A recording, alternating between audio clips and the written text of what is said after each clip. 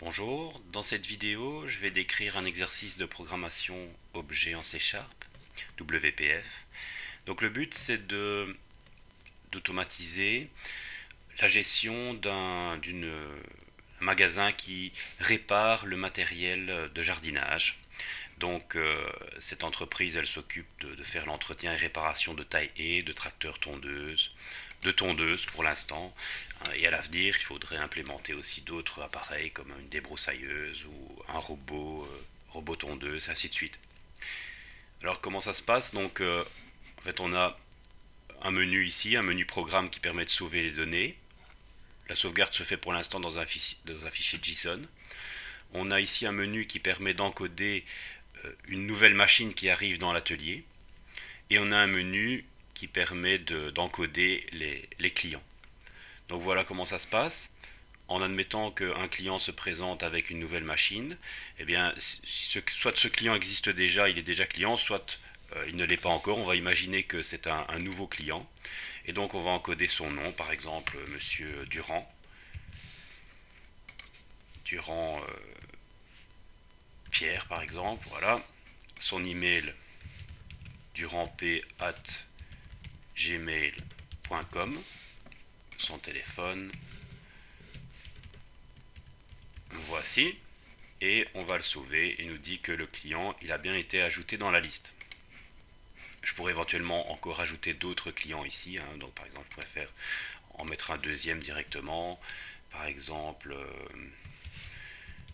Jurion,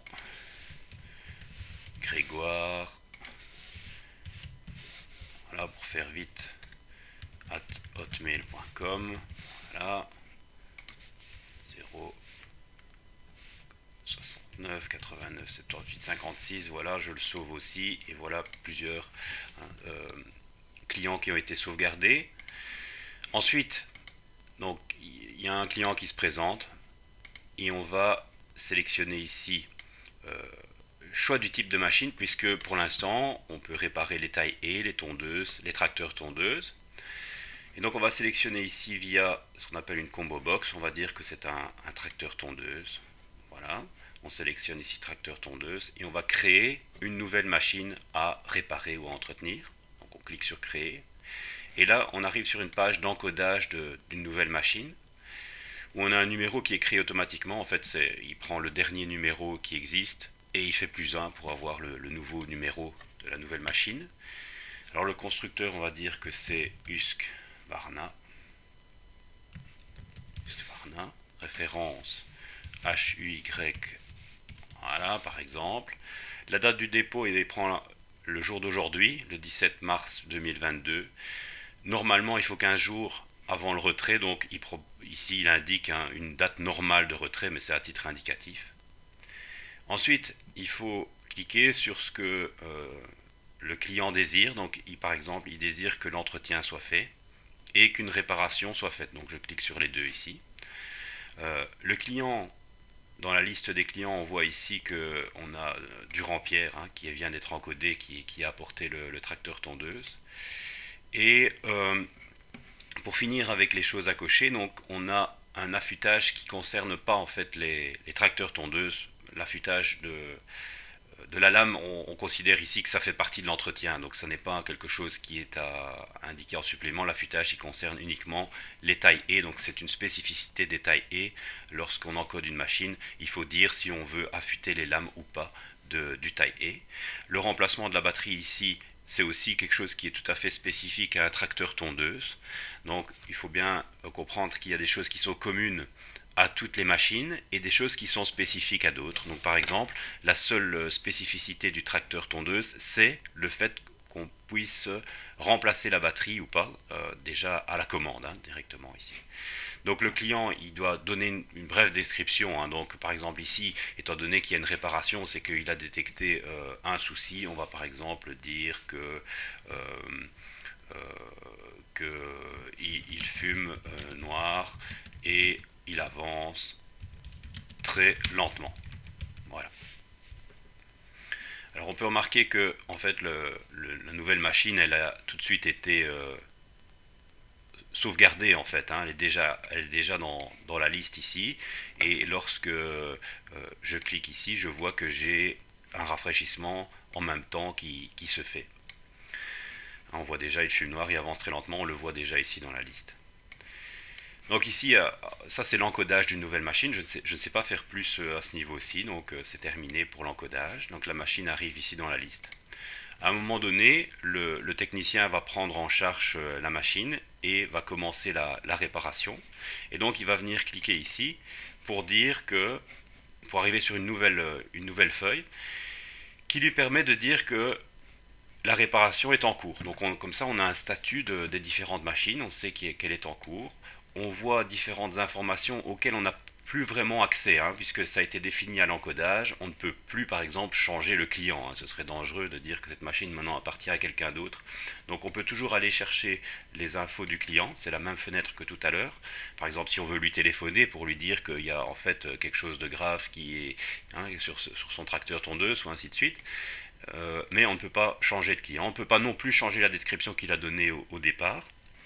Par contre, on pourrait éventuellement rajouter, hein, en admettant que la réparation n'avait pas été demandée, mais qu'on se rend compte à l'entretien qu'il y a quelque chose à réparer, on lui téléphone et à ce moment-là, le technicien il a le droit de changer ici, hein, il a le droit de modifier ce qui avait été défini pour ces cases à cocher.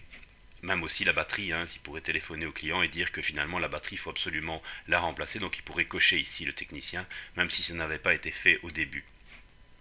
Et l'atelier, il va indiquer ce qu'il fait, hein. Donc par exemple, il va remplacer la courroie, voilà, la courroie, et,